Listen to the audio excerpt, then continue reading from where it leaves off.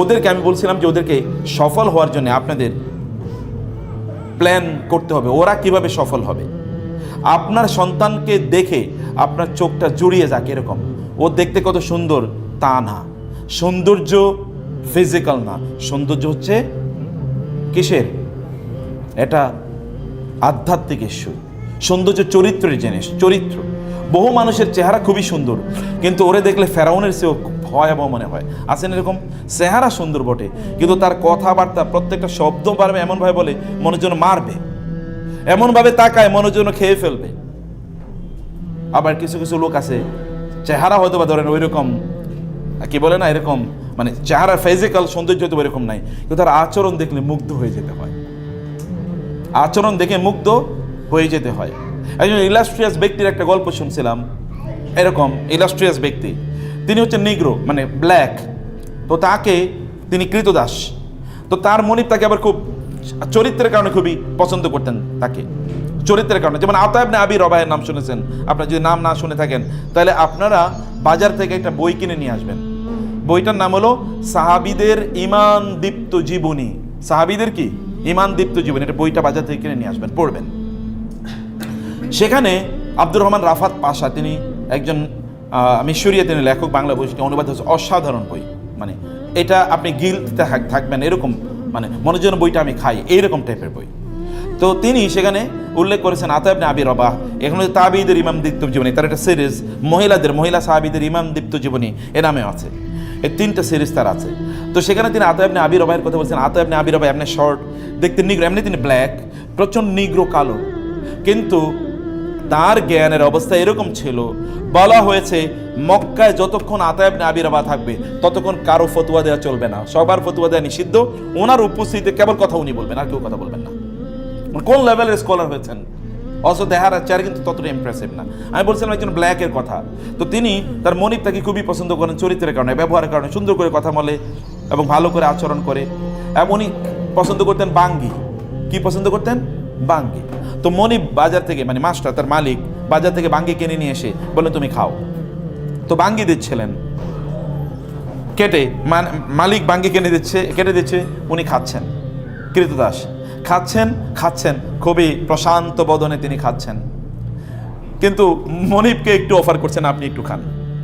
মনিব চিন্তা করলো ওরে কি ঘটনা, ও তো এরকম না, আমার একটু খাইতে বললো না। সর্বশেষ লাস্ট টুকরাটা তিনি বললেন আচ্ছা ঠিক আছে এই টুকরা আমি খাবো, এটা তুমি খাইও না। বলে আপনি খাবেন? আচ্ছা ঠিক আছে খান। উনি মুখে দিয়ে থুথু করে ফেলে দিলেন, এত তিতা, এটা এত তিতা। তো বললো কি, বলে এত তিতা, এটা কি এই অংশটাই তিতা নাকি এরকমই তিতা ছিল? বলে পুরাটাই তো এরকম তিতাই তো। তো তুমি যে খেলে তোমার চেহারাতে কোনো বিকৃতি দেখলাম না, দেখলাম তুমি এত প্রশান্তভাবে খাচ্ছ। তিনি বলেন আমি তো বাঙ্গি খাচ্ছিলাম না, আমি আপনার ভালোবাসা খাচ্ছিলাম, আপনি বাজার থেকে কিনে নিয়ে এসছেন, আমি কিভাবে বলি যে জিনিসটা তিতা? আচরণ চরিত্র কেমন। এখন আপনারা বোনেরা আমার রান্না করেছেন, কত কষ্ট করে পুড়ে রান্না করেছেন, এরপরে স্বামী এসে বলবে কি রান্না করছো, খাইলাম না, এগুলো লবণ হয় নাই। অত স্বামী বলতে পারতো এত মজা হয়েছে, যদি আরেকটু লবণ হইতো তাহলে মনে হইতো জান্নাত থেকে খাবারটা আসছে মাত্র। আপনাকে ইউ কুড হ্যাভ ক্রিয়েটেড লাভ, কিন্তু কি হলো ডিজাস্টার। উনি যে এত কষ্ট করে রান্না করলেন এইটাও গেল, এরপরে রিলেশনটাও কি ধ্বংস হয়ে গেল। You could develop your relation, অথবা you should have developed your relation. আপনাকে রিলেশনটা ডেভেলপ করা লাগে, ভালো করে ডেভেলপ করতে হয়। এই ব্যাপারে এখানে আপনাকে ডায়নামিক হওয়া লাগে। বাচ্চাদের সাথেও এরকম ডায়নামিক হন। ভাইয়েরা, সন্তানদেরকে সফল বানান। সফলতা দুনিয়ার মানদণ্ডে মনে করবেন না। চেহারায় জিমে পাঠাচ্ছেন, বডি বিল্ডার হচ্ছে, এই বডি বিল্ডার দিয়ে করবে কি? কয়েকদিন পরে বিয়ে শাদী করালে বউয়ের সাথে মারামারি করবে, এতটুকু বডি বিল্ডিং এর কাজে লাগবে। শয়তানের সাথে কিন্তু মারামারি করতে পারবে না, শয়তানের সাথে মারামারি করতে পারবে না, কারণ ও ফজর নামাজ পড়তে পারবে না। শয়তানের ঘুম পাড়িয়ে রাখবে। সারা রাত সিনেমা দেখেছে, এরপরে ফজরের নামাজ পড়তে পারে নাই, জোহরের নামাজ পড়তে পারে নাই, আসরের নামাজ পড়তে পারে নাই, মাঠ থেকে খেলে এসছে ভয়াবহ ভাবে কি ভালো করে এসছে, সে সব জায়গায় খুব ভালো। তো সব যে বলেছে যে মেয়ের কাছে, মেয়ে বিয়ের জন্য এসছে, যে আমার কোন এক জায়গায় পাত্রী দেখার জন্য গেছে, তো ছেলের বিবরণ কি, ছেলে এই এই এই এই এই এই এই এরকম এরকম আছে। সব কিছু ভালো, করে কি শুধু একটু মদ খায়, আর কিচ্ছু কোনো ইয়া নেই, সমস্যা নেই, সব ভালো। কি করে একটু শুধু মদ খায়, তাহলে ভালো কি? তাহলে ভালো কি? তা আপনার বডি বিল্ডার বানাইছেন আপনি, ম্যাথ অলিম্পিয়াডে সে সারা পৃথিবীর, বাংলাদেশে সে চ্যাম্পিয়ন হয়েছে, সায়েন্স অলিম্পিয়াডে অনেক ভালো, কিন্তু আল্লাহর ইবাদতের ক্ষেত্রে জিরো। মানে ওইখানে শয়তানের প্যারালালি আছে, শয়তান যে অবস্থানে আছে ও সেই অবস্থানে আছে। তাহলে কোন সফলতা? এই সফলতা কি ধুয়ে খাবে পরবর্তীতে? এটা কিয়ামতের দিনের পরে দেখবেন যে সত্যিকারের সফলতা কি। সেদিন যখন আল্লাহ জিজ্ঞেস করবে তুমি তোমার সন্তানকে কি করেছিলে বলো, তোমার সন্তানের প্রতি কি দায়িত্ব পালন করেছিলে, সেদিন বলবেন যে আমি রান্না করেছিলাম, ওকে সকালবেলা ভোরে স্কুলে নিয়ে যেতাম, আবার নিয়ে যেতাম, কোচিংয়ের টিচার আসতো, আবার প্রাইভেট টিচার আসতো, তার এই পরীক্ষা সেগুলো ওইখানে নিয়ে গেছে, ওইগুলো সব বলবেন। দেখেন তখন পার পাওয়া যায় কিনা। কাফা বিনাফসিকাল ইয়াউমা আলাইকা হাসিবা, নিজের বিচারটা নিজে আজকে করেন যে আমি যা করছি এটা কি ঠিক করছি কিনা। শুধু অর্থনৈতিক, বোনেরা কেবলমাত্র কান্নার চোখে আমি আমার মা বাবাকে কত কষ্ট দেখেছি, আমার সন্তানরা যেন এই কষ্ট না করে। ইমোশনাল কোন কষ্ট? খাবারের কষ্ট, খাবারের কষ্ট ওই কষ্ট বলে। এই যে আমার এখানে সোনালী মায়েদের গল্প, এটা আপনাদের জন্য বইটি নিয়ে এসে, বইটি আপনি নিয়ে যাবেন, 2টা বই আছে এখানে। সোনালী যুগের মায়েরা, ওই যে আমি যেই সকল নবী রাসূলদের অথবা যেই মায়েদের গল্প আপনাদেরকে বলেছি, এই গল্পগুলো এখানে আছে। গল্প এগুলো অথেন্টিক গল্প, বানোয়াট কোনো গল্প না। কিন্তু এখানে যে কথাটি আমি সেই জায়গায় যে বিষয়টা আমি বলছিলাম, যেমন আপনারা জানেন জুবাইর ইবনে আওয়াম রাদিয়াল্লাহু তাআলা রাসূল সাল্লাল্লাহু আলাইহি ওয়াসাল্লামের আপন ফুফাতো ভাই। রাসূল সাল্লাল্লাহু ফুফুর নাম হলো সফিয়া বিনতে আব্দুল মুত্তালিব। সফিয়ার ছেলে ছিল জুবাইর রাদিয়াল্লাহু তাআলা আনহু। জুবাইর কিন্তু সাধারণ কোনো যোদ্ধা না, পৃথিবীর শ্রেষ্ঠতম যোদ্ধার মধ্যে একজন। এই জুবাইরকে তিনি কি করতেন? মরুভূমিতে নিয়ে ফেলে রেখে আসতেন, উত্তপ্ত মরুভূমি। এখন যে কি কয়েকদিন আগে রোদ গিয়েছিল, রোদটা কেমন গেছে একটু দেখেন। উত্তপ্ত মরুভূমিতে রেখে আসতো। লোকেরা বলতো তুমি এত পাষাণ কেন, মা হিসেবে তুমি কেমনে এটা করো? তিনি বলেন যেই ছেলে মরুভূমি এর রোদ তাপ সহ্য করে টিকে থাকতে পারবে না, ও আল্লাহর দ্বীনের জন্য জিহাদ করবে কিভাবে? তাহলে ওই ছেলে দিয়ে আমি করবো কি? আমি কি ওরে শুধু খাওয়াবো? ওকে শুধু লালন পালন করবো? এর নাদুস নুদুস একটা চেহারা হবে, শরীর হবে, ওইখানে আপনার কি বলে একটু জ্বর হইলে তারপরে আর ঘুম থেকে উঠতে পারে না, এর মধ্যে বডি বিল্ডার বানিয়েছি, কোনো কিছু নাই, শরীরে কোনো স্ট্রেংথ স্ট্যামিনা নাই, তো ও যুদ্ধ করবে কিভাবে? এবং সত্যিকার অর্থে তিনি কত বড় বীর যুদ্ধ হয়েছেন জানেন? কত বড় বীর যুদ্ধ! রাসূল সাল্লাল্লাহু আলাইহি ওয়াসাল্লাম বলেছেন প্রত্যেক নবীর জন্য হাওয়ারি থাকতো, আর আমার জন্য হাওয়ারি হলো কে? জুবাইর ইবনুল আওয়াম। মানে প্রত্যেকের পার্সোনাল সেক্রেটারি, যিনি তাকে রক্ষা করবেন, একেবারে তার সাথে বডির সাথে লেগে থাকতেন সিকিউরিটি গার্ড হিসেবে, আমার হাওয়ারি হলো এই যে জুবাইর। কেমন যোগ্য করে আল্লাহ রাসূল, মানে আল্লাহ রাসূলের জন্য তিনি তাকে তৈরি করেছেন, বা মা কিভাবে তাকে তৈরি করলেন। আপনি কেবল খাওয়ানো কি সফলতা মনে করবেন না। আপনার বাপ দাদারা কষ্ট করেছে, আপনার নিজেরা কষ্ট করছেন, দেখছেন ছেলেরা যেন কষ্ট না করে। আমি ভালো স্কুলে পড়তে পারি নাই, ওরে ভালো স্কুলে পড়াবো, ভালো ইউনিভার্সিটিতে পড়াবো। তো ভালো ইউনিভার্সিটি যত ভালো জায়গায় পড়ালেন তত জাহান্নামের কাছাকাছি গেল। ভালো মানে কি? ভালো মানে হচ্ছে তাকে জান্নাতের পথে নিয়ে গেলেন কিনা। ওর রিজিকের দায়িত্ব আল্লাহ তাআলার, কিন্তু ওকে জান্নাতে নেয়ার দায়িত্ব আপনার। আপনাকে সে পথ দেখাতে হবে। এই পথগুলো আপনারা তৈরি করবেন, সযতনে তৈরি করবেন। কথাগুলো শুধু শুনেই যাবেন এরকম না। মনে করবেন যে ওনাদের কাজই হচ্ছে শুনিয়ে দেওয়া। আপনার না শুনলেও পৃথিবীতে শোনার মতো বহুত লোক আছে। আপনার জান্নাতে যদি না জানতেন, এটা আপনাদের দায়িত্ব। আমাদের দায়িত্ব, মাদানী সাহেবের দায়িত্ব অথবা রাকিবের দায়িত্ব, আমাদের দায়িত্ব শুধু কথা বলে যাওয়া। আপনি মনোযোগ দিয়ে শুনলেন কি শুনলেন না, এটা আপনার ইস্যু। কোন একদিন তখন বলবেন ইয়া হাসরাতান, ইয়া ওয়াইলানা, ইয়া ওয়াইলাতা। সেদিন আপনি হয়তো বলবেন যে হায় লাম আত্তাখিজ ফুলানান খালিলা, অমকের যদি বান্ধবী না বানাইতাম, অমকের যদি বন্ধু না বানাইতাম। ইয়া লাইতানি ইত্তাখাযতু মা'আর রাসূলি সাবিলা, হায় নবী রাসূলদের কথা যদি শুনতাম, তাদের কথা অনুসারে যদি চলতাম। সেদিন বলে তো কোনো লাভ নাই, সেদিন আফসোস করে কোনো লাভ হবে না।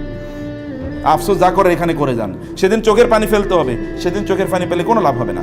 আজকে চোখের পানি ফেলতে হবে এবং বাচ্চাদেরকে সত্যিকারে ওদেরকে সফল বানান। সত্যিকার সফলতা ভালো মানুষ হওয়া, সত্যিকার সফলতা জ্ঞান অর্জন তারা করবেই।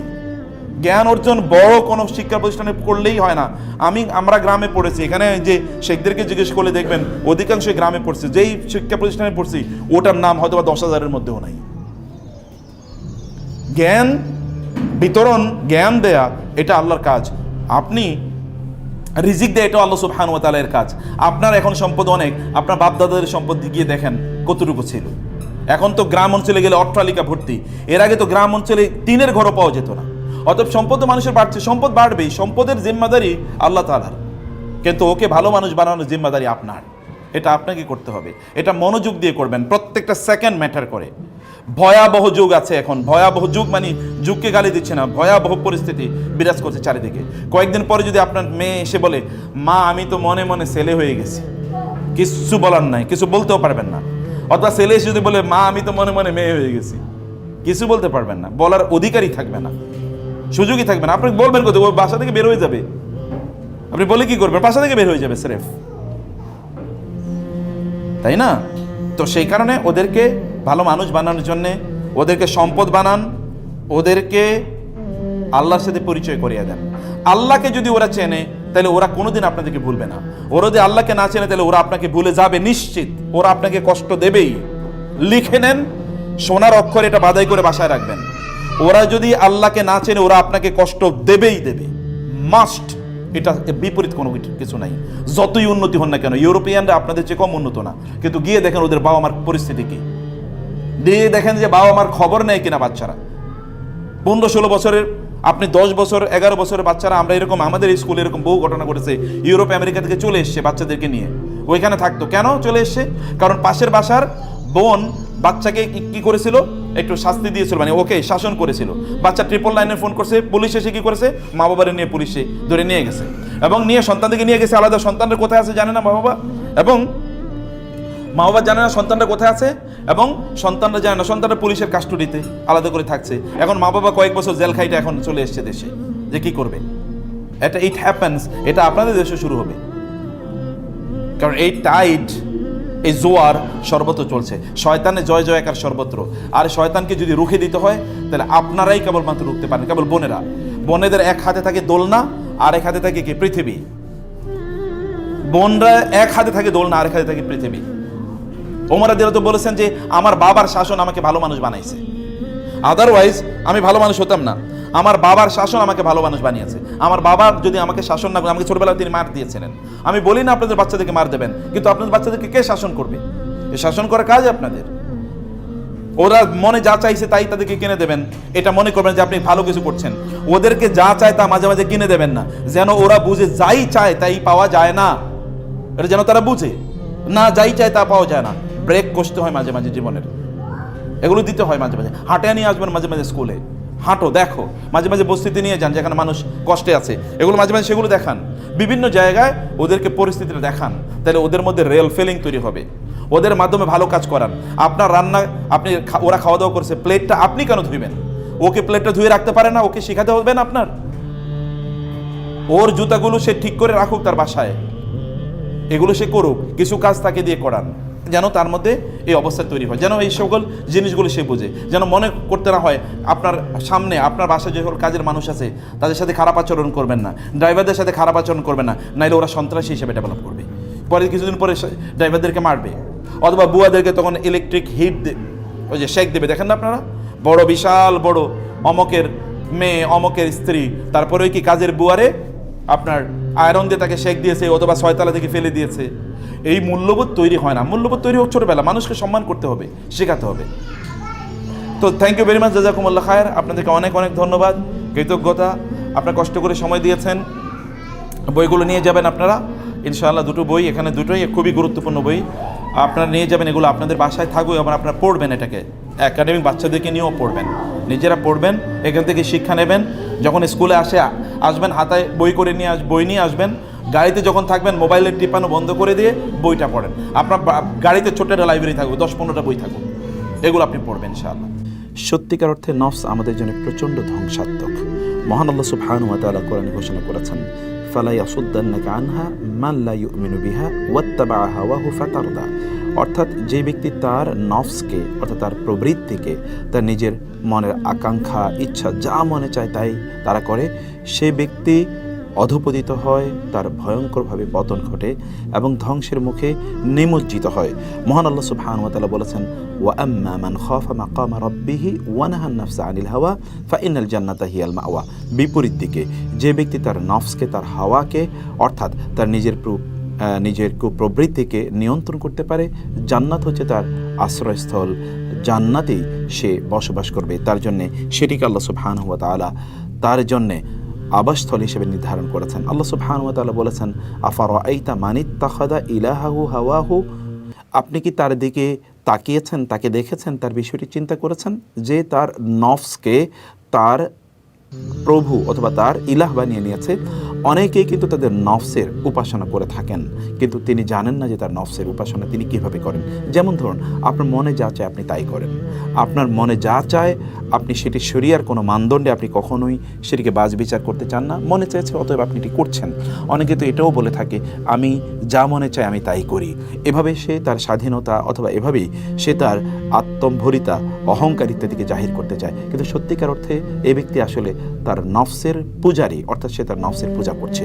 এই নফসের পূজা থেকে বা নফসের কুমন্ত্রণা থেকে আপনি কিভাবে নিজকে রক্ষা করবেন, নফসকে কিভাবে নিয়ন্ত্রণ করবেন, সেই কয়েকটি বিষয় কোরআন এবং সুন্নাহর আলোকে আপনাদের সামনে উপস্থাপন করতে চাই ইনশাআল্লাহ। প্রথমত হচ্ছে, নফসকে যদি আপনি নিয়ন্ত্রণ করতে চান তাহলে আপনাকে ফজরের সালাত জামাতের সাথে আদায় করতে হবে। সুবহানাল্লাহ, রাসূলুল্লাহ সাল্লাল্লাহু আলাইহি ওয়াসাল্লাম বলেছেন, যে ব্যক্তি ফজরের সালাত জামাতে আদায় করে সেই ব্যক্তি আল্লাহ সুবহানাহু ওয়া তাআলার জিম্মাদারিতে সারাদিন থাকে। আল্লাহ সুবহানাহু ওয়া তাআলার জিম্মাদারিতে কেউ যদি থাকে তাহলে কি তার নফস কখনোই তাকে কুপথে বা বিপথে তাকে অনুপ্রাণিত করতে পারবে?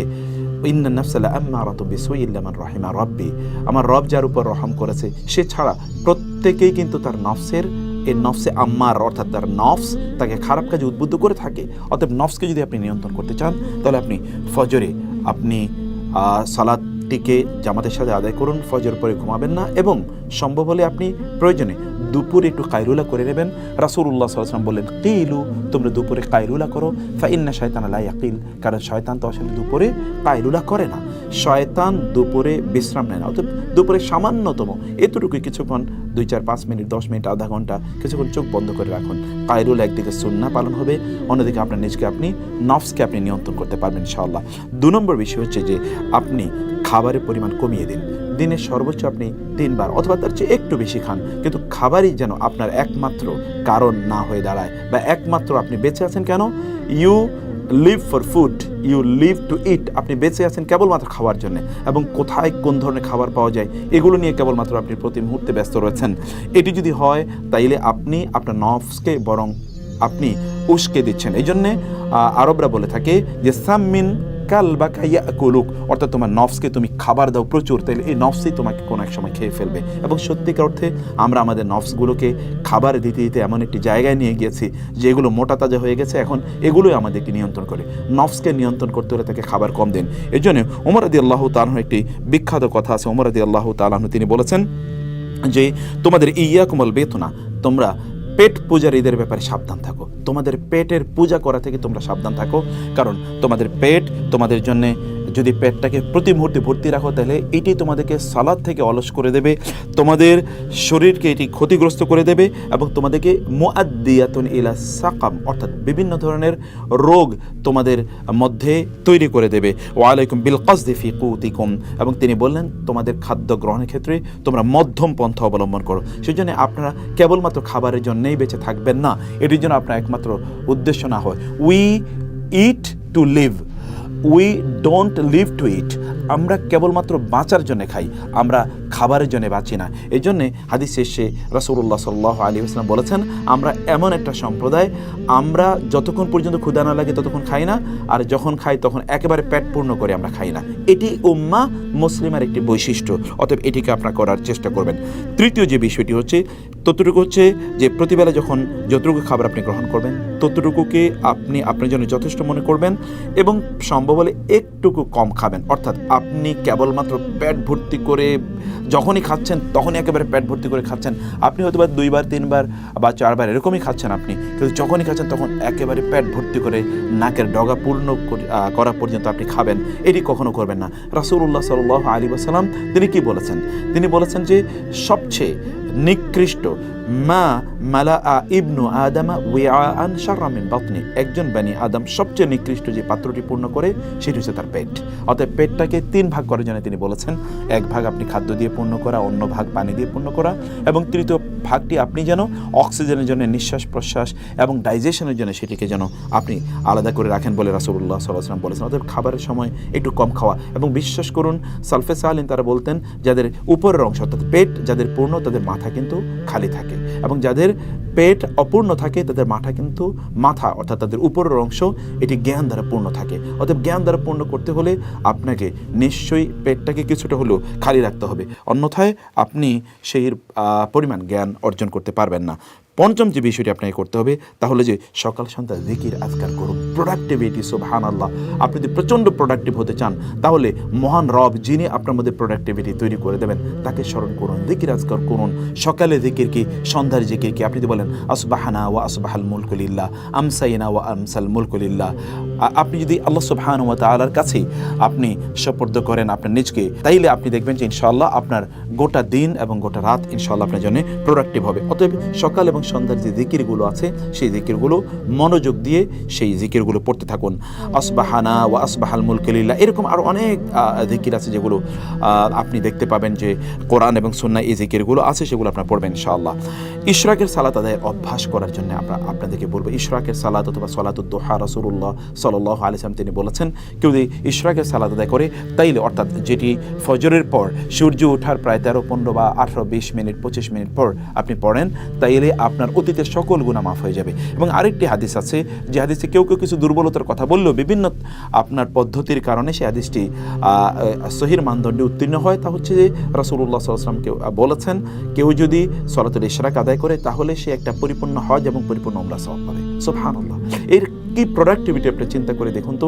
এবং আপনি সকালে ফজর নামাজ আদায় করার পর আপনার স্থানে আপনি বসে থাকলেন, জিকির আজকার করলেন, তারপর আপনি ইশরাকে সালাত আদায় করে উঠলেন, আল্লাহ সুবহানাহু ওয়া তাআলা আপনার প্রোডাক্টিভিটি এই লেভেলের বাড়িয়ে দেবে যে আপনার নফস কোনো অবস্থায় আপনাকে আল্লাহ থেকে বিরত রাখতে পারবে না, আল্লাহ থেকে দূরে সরিয়ে নিয়ে যেতে পারবে না। আপনি প্রতিদিন কোরআন তেলাওয়াতের অভ্যাস করুন। সুবহানাল্লাহ। কোরআন তো এসেছেই মহান আল্লাহ সুবহানাহু ওয়া তাআলার পক্ষ থেকে মানুষকে জীবন প্রদান করার জন্য। আল্লাহ সুবহানাহু ওয়া তাআলা কোরআনের ব্যাপারে বলেছেন যে এটি তোমাদেরকে আসলে হায়াত প্রদান করে, মানে প্রকৃত জীবন এটি তোমাদেরকে প্রদান করে। এবং প্রকৃত জীবন সেটি লিতুনযিরা মান কানা হাইয়্যান ওয়া ইয়াহিক্কাল কাওলু আলাল কাফিরিন ইন্না ফি যালিকা লাযিকরা লিমান কানা লাহু কলবুন আও আলকাস সামা ওয়া হুয়া শাহীদ। অতএব যে ব্যক্তির কলব আছে তার জন্য এখানে শিক্ষার উপকরণ রয়েছে।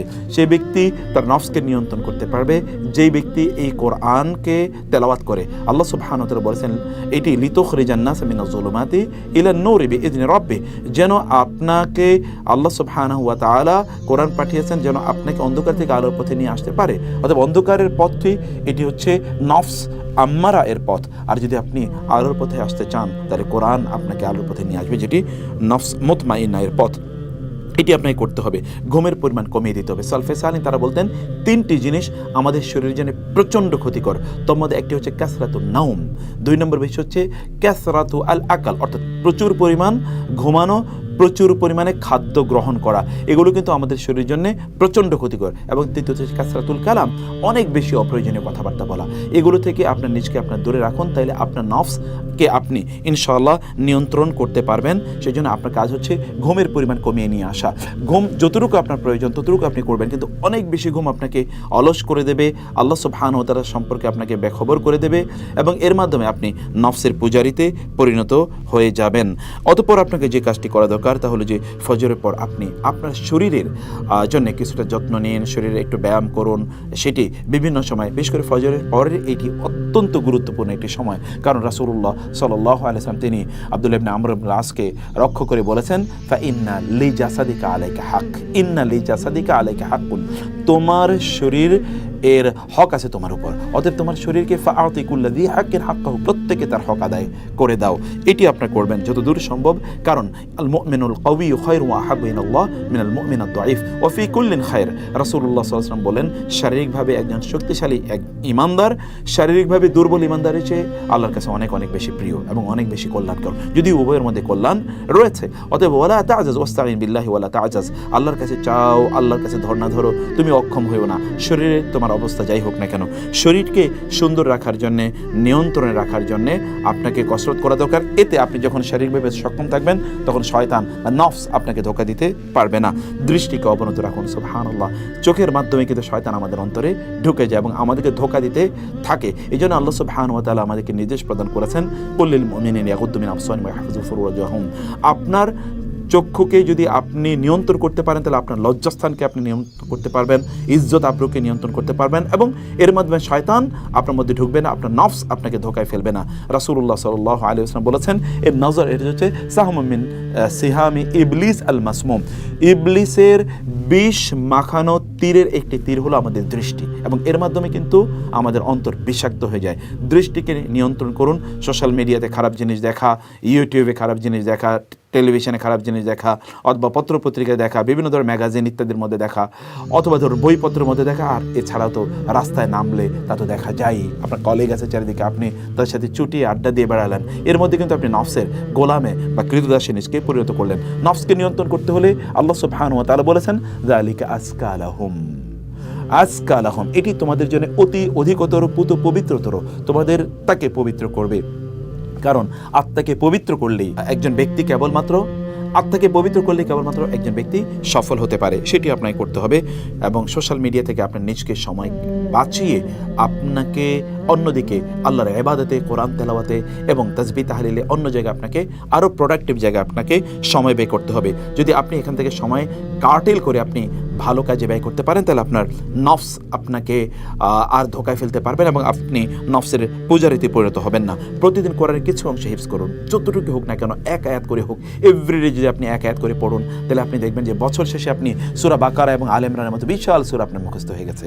অতএব প্রতিদিন একটি করে আয়াত পড়ুন, বারবার পড়ুন, হাঁটতে পড়ুন, যখন গাড়িতে থাকবেন তখন পড়ুন, অফিসে যখন একটু সময় পাবেন, আপনি যখন একটু বিশ্রাম নেবেন, ঘুমাতে যাবেন, ঘুমের থেকে উঠে বিভিন্ন সময় আপনি আপনার ফ্রি টাইমগুলোতে কোরআন মুখস্থ করুন। চিন্তা করে দেখুন, কিয়ামতের দিন এই কোরআন আপনাকে সুপারিশ করে জান্নাতে নিয়ে যাবে।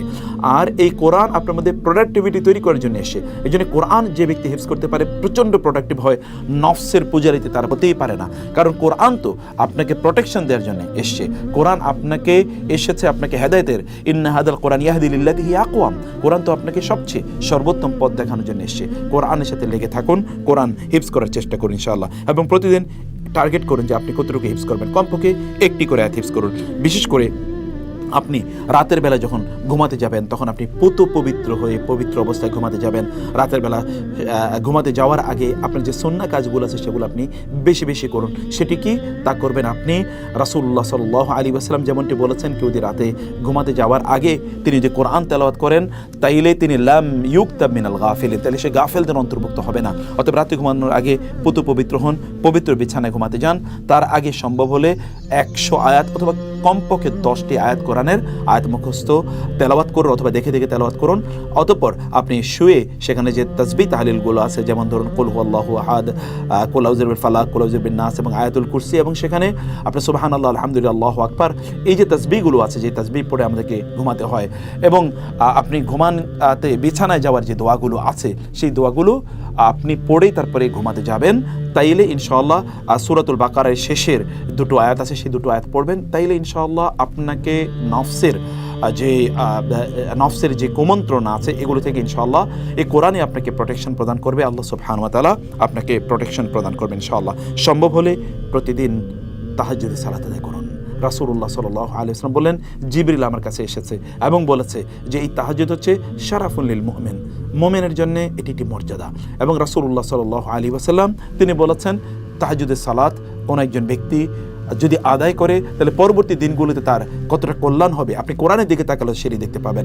আল্লাহ সুবহানাহু ওয়া তাআলা তার রাসূলের ব্যাপারে বলেছেন, ইন্না লাকা ফিন নাহারি সাবহান তাওয়িলা, দিনের বেলা আপনার অনেক কাজ আছে, সেজন্য রাতের বেলা কিছু সময় আপনি আল্লাহ সুবহানাহু ওয়া তাআলার সামনে দাঁড়িয়ে সালাত আদায় করুন।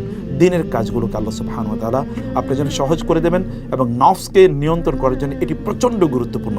কারণ আপনি রাতের বেলা কেউ যখন দেখছেন তখন আপনি আল্লাহর সামনে দাঁড়িয়ে আছেন, আপনার নফসের নিয়ন্ত্রণে থাকবে ইনশাআল্লাহ। এই জন্য তাহাজ্জুদ গুজাররা কখনোই নফসের কৃতদাসে অথবা নফসের পূজারিতে তারা কখনোই পরিণত হয়নি। এই যে 15টি টিপসের কথা আমরা বললাম, এগুলোকে আপনার প্রতি পালন করুন, লালন করুন, এগুলোকে প্র্যাকটিস করুন। ইনশাআল্লাহ নফসকে আপনি আপনার নিয়ন্ত্রণে রাখতে পারবেন। আর যে ব্যক্তি তার নফসকে নিয়ন্ত্রণে রাখতে পেরেছে তিনি সফল কাম। মহান আল্লাহ সুবহানাহু ওয়া তাআলা আমাদের সকলকে নফসকে নিয়ন্ত্রণে রাখার তৌফিক দান করুন। হাযা ওয়া সাল্লাল্লাহু সুবহানাহু ওয়া তাআলা নবিয়িনা মুহাম্মদ ওয়া আলিহি ওয়া সাহবিহি আজমাইন। ওয়া আসসালামু আলাইকুম ওয়া রাহমাতুল্লাহি ওয়া বারাকাতুহু। দেয়া, আপনি ইনভেস্ট করবেন, নতুন আরো আয় ইনকামের জন্য আপনি এগুলোকে ব্যয় করবেন, সেটাকে আমরা মনে করি যে ওটা আমাদের জন্য কল্যাণকর। কিন্তু আল্লাহ তাআলা বলছেন না না, তুমি যখন দান সাদাকা করবে তখন এটা বরং তোমার জন্য কল্যাণকর। তুমি যখন দান সাদাকা করবে তখন মূলত তুমি প্রকৃত কৃষকের মতো বা প্রকৃত ইনভেস্টরের মতো বা প্রকৃত বিজনেসম্যানের মতো তুমি কাজ করবে। প্রকৃত বিজনেসম্যান তার মানে আমরা যারা প্রচুর একটা ইন্ডাস্ট্রি পর আরেকটা ইন্ডাস্ট্রি, আরেকটা পর আরেকটা ইন্ডাস্ট্রি, ব্যাংক থেকে লোন নিয়েছে, অমুকের টাকা মাইনেছে, অমুকের টাকা করেছে, ইত্যুকার আমরা মনে করছি না হি ইজ মানে progressing, he is developing, he is rising. No, Allah বলছেন না, ও তো মানে সে তো আসলে ফলিং ডাউন, বরং সে আরো ডুবে যাচ্ছে। আর কিন্তু এর বিপরীতে ওই ব্যক্তি যে দান সাদাকা করে সে মূলত উঠে যাচ্ছে। কারণ আল্লাহ তাআলা বলছেন যে মানে এখন আপনি বলতে পারেন যে এটার উদাহরণ কি, এটা কি দুনিয়ার জন্য না আখিরাতের জন্য? এটা আল্লাহ সুবহানাহু ওয়া তাআলা বলেন না এটা আখিরাতের জন্য, আল্লাহ বলেছেন এটা জেনারেল, মানে এটা দুনিয়ার জন্য প্রয়োজ্য, আখিরাতের জন্য প্রয়োজ্য। And you do it and believe in Allah. Allah বলেছেন, আপনি কেন তাতে করবেন? আল্লাহ সুবহানাহু ওয়া তাআলার কথা তো আপনার বিশ্বাস স্থাপন করতে হবে। আপনি তো নিজের মতো করে এটা ব্যাখ্যা করতে আপনি পারবেন না, কারণ আল্লাহ তাআলা যেহেতু এটাকে বলেন না এটা দুনিয়ার জন্য প্রযোজ্য না আখিরাতের জন্য প্রযোজ্য, তিনি বলেছেন আল্লাহু ইউদাইফু লিমান ইয়াশা ওয়াল্লাহু ওয়াসিউন আলিম। আল্লাহ তাআলা কারণ তিনি প্রাচুর্যময় এবং তিনি জানেন কাকে কতটুকু দেওয়ার জন্য দিতে হবে। এবং এটা কারণ কি? কারণ হচ্ছে আল্লাযিনা ইউনফিকুনা আমওয়ালাহুম ফি সাবিলিল্লাহি সুম্মা লা ইউতবিউনা মা আনফাকু মান্না ওয়ালা আযা। যাকে দিয়েছেন তাকে কষ্ট দেন না, তাকে খোঁটা দেন না, এই সকল ব্যক্তির জন্য আল্লাহ বলেছেন লাহুম আজরুহুম, এরা এক ধরনের প্রতিদানের মালিক হয়ে যায় বাই ডিফল্ট, এবং আল্লাহ তাআলা এদেরকে সে প্রতিদান দেবেনই। ওয়ালা খাউফুন আলাইহিম ওয়ালা হুম ইয়াহজানুন, তাদের কোনো টেনশন নেই, তাদের প্রতিদান এর মালিক তারা হয়ে গেছে, 700 গুণ তারা পাবে। আল্লাহ বলছেন লা খাউফুন আলাইহিম ওয়ালা হুম ইয়াহজানুন। So why do you fear? If you spend, যদি আপনি দান করেন আল্লাহর রাস্তায়, আপনার ক্ষতি হবে, আপনার কমে যাবে, এটা কেন আপনি মনে করছেন? এটা মনে করতে কোনো কারণ নাই। আল্লাহ বলছেন তিনি মানে তার কাছে আপনি এটা মালিকানার হয়ে যাচ্ছেন। তো ফলে আপনাকে এই দান এবং সাদাকা এটাকে আপনাকে করতে হবে। এর তো একটা উদাহরণ আল্লাহ তাআলা দিলেন, ঠিক আমরা এরপরে আরেকটা উদাহরণ আপনাদেরকে একটু দিচ্ছি। 265 আয়াতে আসেন, ওয়ামাসালুল লাযিনা ইউনফিকুনা আমওয়ালাহুম ইবতিগা মারদাতিল্লাহ, আরেক দল লোক যারা দান সাদাকা করে আল্লাহ সন্তুষ্টির জন্য, ওয়াতাসবিতাম মিন আনফুসিহিম, এবং তাদের অন্তরে যেন সম্পদের প্রতি কোনো লোভ যেন তৈরি না হয়। লোভ যদি তৈরি, তখনই আপনি আরেকজনের সম্পদ, আপনার যতই থাকুক না কেন, তখন আরেকজনের সম্পদের প্রতি আপনি হাত বাড়াবেন, আপনি তখন মানুষের উপর জুলুম অত্যাচার করবেন, আপনি তখন ওই যে ওয়াইলুল লিল মুতাফফিফিন আল্লাযিনা ইযা ক্তালু আলান নাসি ইয়াস্তাওফুন ওয়া ইযা কালুহুম ওয়া ওয়াজানুহুম ইখসিরুন। আল্লাহ তাআলা নিজে কোরআনে তিনি দুই ধরনের লোকের উপর তিনি ওয়াইলের ধ্বংসের কথা বলেছেন, এবং ইন্টারেস্টিংলি দুইটা কিন্তু মানুষের অধিকারের সাথে সম্পৃক্ত। অথবা মানুষের জন্য যেমন ওয়াইলুল লিল মুতাফফিফিন, যারা তাদের সম্পদ কুক্ষিগত করে রাখে, মানুষের কাছ থেকে যখন বেশি, মানুষকে যখন দেয় কম দেয়, মানুষের কাছ থেকে নেয় বেশি নেয়, একটাই লোভ, আরো লাগবে আরো লাগবে। অথবা ওই যে মানে আরাইতাল্লাযী ইউকাযযিবু বিদ্দীন ফাযালিকাল্লাযী ইয়াদউল ইয়াতীম ওয়া লা ইয়াহুদ্দু আলা তুআমিল মিসকিন ফাওয়াইলুল লিল মুসাল্লিন। আপনি দান সাদাকা করছেন না, আপনি সম্পদ কুক্ষিগত করে রাখলেন, অন্যায়ভাবে আপনি এগুলোকে ইনকাম করলেন, কিন্তু আপনি নামাজ রোজা করেন, আল্লাহ বলেন তোমার উপর ধ্বংস, তোমার জন্য ধ্বংস। আল্লাহ তাআলা বলছেন ওদের জন্য ধ্বংস, এই সকল ব্যক্তির জন্য ধ্বংস। তো ফলে আপনি যদি বাঁচতে চান, তাহলে আপনাকে মানে আপনার অন্তরকে যদি অন্যের সম্পদের প্রতি লোভ তৈরি না হোক, এরই যদি আপনি চান, তাইলে সত্যিকার অর্থে আপনাকে দান সাদাকা করতে হবে। আর এই সকল ব্যক্তিদের উদাহরণ আল্লাহ তাআলা দিলেন কামাসালি জান্নাতিন বিরাবওয়াতিন। রাবওয়া মানে হচ্ছে, ইন্টারেস্টিং, এটা একটু পরে আমরা বলছি। রাবওয়া শব্দ থেকে এসেছে রিবা, রিবা মানে সুদ।